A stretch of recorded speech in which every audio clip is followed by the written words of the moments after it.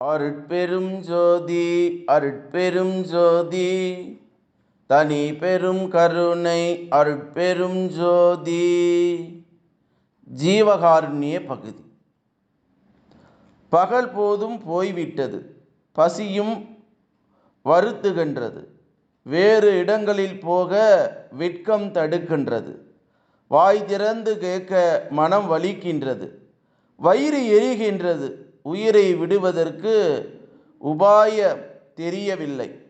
இவ்வுடம்பை ஏன் எடுத்தோம் என்று மனமும் முகமும் சோர்ந்து சொல்வதற்கு நா எழாமல் உட்பாத சொப்பனம் கண்ட ஊமை போல் மனம் மாறுகின்ற மானிகளாக ஜீவர்களுக்கு ஆகாரம் கொடுத்து மானத்தை காப்பதே ஜீவகாருண்யம் என்று வள்ளல் பெருமான் சொல்கிறார். என்ன பாருங்க, எவ்வளோ ஒரு வருந்தி சொல்லக்கூடிய ஒரு செய்தியை வள்ளல் பெருமான் இந்த பசிப்பாடை போக்குவதற்கு நமக்கு சொல்கிறார். என்ன சொல்கிறார்?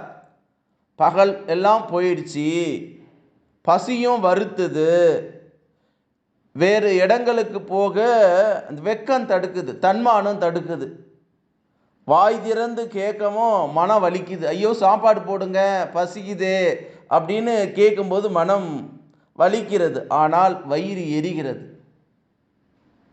உயிரை விடுவதற்கு உபாயம் தெரியவில்லை. ஆகவே இந்த பசின்னு ஒரு நோய் வந்ததுனால ஏண்டா இந்த உடம்பை வச்சுக்கணும், செத்து போயிடலாண்டா நம்ம அப்படின்ற உபாயம் தெரியல. எதுக்கு இந்த உடம்பை எடுத்தோம் என்று மனமும் முகமும் சோர்ந்து சொல்வதற்கு வார்த்தையை நாக்கு எழாம உட்பாத சொப்பனம் கண்ட ஊமை போல பேச முடியாதவனாக ஐம்புலங்களையும் அடக்க முடியாமல் அந்த பசி என்ற நோய் வருது. மனம் மாறுகிற அந்த ஜீவர்களுக்கு ஆகாரம் கொடுத்து அன்னம் கொடுத்து அவர்கள் மானத்தை காப்பது தான் ஜீவகாருண்யம்ன்றார். ஜீவகாருண்யமே மோட்ச வீட்டின் திறவுகோல் என்று நம்மளுடைய அருள் திரு வள்ளல் பெருமான் ராமலிங்க சாமிகள் நமக்கு சொல்லக்கூடிய ஒரு செய்தி. அதனால தான் அவர் தர்மசாலையை வடலூரிலே ஏற்படுத்தினார். இன்னைக்கு ஆங்காங்கே சன்மார்க்க அன்பர்கள் அந்த அன்னம் பாலித்தல் என்ற செய்தியை நிகழ்வை நிகழ்த்தி கொண்டிருக்கிறார்கள். ஜீவ உயிர்களுக்கு உணவு அளித்து கொண்டிருக்கிறார்கள். அப்படிப்பட்ட உயர்ந்த நிலை தான் ஜீவகாருண்யம். அப்போ அந்த ஜீவகாருண்யத்தில் எப்படியெல்லாம் பசியால் வருந்துறாங்க. தன்மானம், சில பேர் பிச்சை எடுப்பது கூட கேவலமாக நினைப்பாங்க. ஐயோ நம்ம வாழ்ந்து கட்ட அன்பர்கள் நிறைய பேர் இருக்கிறாங்க. எல்லாரும் யோகியாகவும் ஞானியாகவும் மாற முடியாது.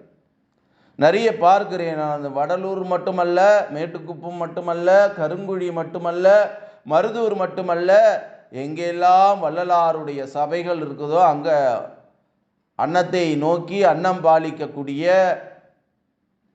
இந்த ஜீவகாருண்யத்தை தீர்த்து கொள்ள அன்பர்கள் வருகிறார்கள். யாரையும் போய் அழைக்கல, வாங்க ஒரு பேனர் வச்சு வள்ளலாருக்கு சாப்பாடு போடுறோம் வாங்க வாங்கன்னு கூவி அழைக்கல. பசிக்காக வலிக்கக்கூடிய அன்பர்கள் அங்கே உணவருந்தி விட்டு போகிறார்கள். இது எல்லாம் யார் நடத்துறது? வள்ளல் பெருமான் தான் நடத்துகிறார். சன்மார்க்கத்தை நானே நடத்துகிறேன். சில பேர் நினச்சிக்கிறாங்க தான் ஒரு பெரிய அறிவி ஜீவி, எனக்கு சேவகம் செய்ய எல்லா மக்களும் வராங்கன்னு நினைக்கிறாங்க. முட்டாள்கள். ஒரு கூட்டத்தை கூட்டி வைத்தால் நீ தலைவனாக முடியாது. ஒரு கூட்டத்தை கூட்டி வைத்தால் நீ தலைவனாக முடியாது. அந்த கூட்டத்தோடு கூட்டமாய் நண்பர்களோடு எந்தவித எதிர்பார்ப்பு இல்லாமல் இருந்தால்தான் உன் செயல் பலிக்கும். நீ என்னதான் சோசியல் மீடியாவில் பதிவுகளை போட்டாலும் இவர் இப்படியானவர் அப்படியானவர், இவர் அவருக்கு நெருங்கியவர் இவருக்கு நெருங்கியவர் என்று காட்டிக்கொண்டால் இறைவனிடம் நெருக்கம் இல்லாதவனுக்கு இந்த அற்ப புற வாழ்க்கையில வாழக்கூட நெருங்கி இருந்தா என்ன, நெருங்காமல் இருந்தா என்ன, எல்லாம் அல்பமாய் போயிடும். ஆகவே ஜீவகாருண்யம் செய்வது தான் ஒரு மனிதனுடைய மனித பிறவியினுடைய நோக்கமாக இருக்கணுன்ற செய்தியை வள்ளல் பெருமான் இந்த ஜீவகாருண்ய பகுதியிலே சொல்லக்கூடிய செய்தியாக இருக்குது. ஜீவகாருண்யம் செய்வோம், ஜீவகாருண்யமே மோட்ச வீட்டின் திறவுகோல் என்று சொல்லி அருட்பெரும் ஜோதி அருட்பெரும் ஜோதி தனிப்பெரும் கருணை அருட்பெரும் ஜோதி என்ற மகா மந்திரத்தை வான்காந்தத்தில் கலக்கவிட்டு வாழ்த்துகிறேன்.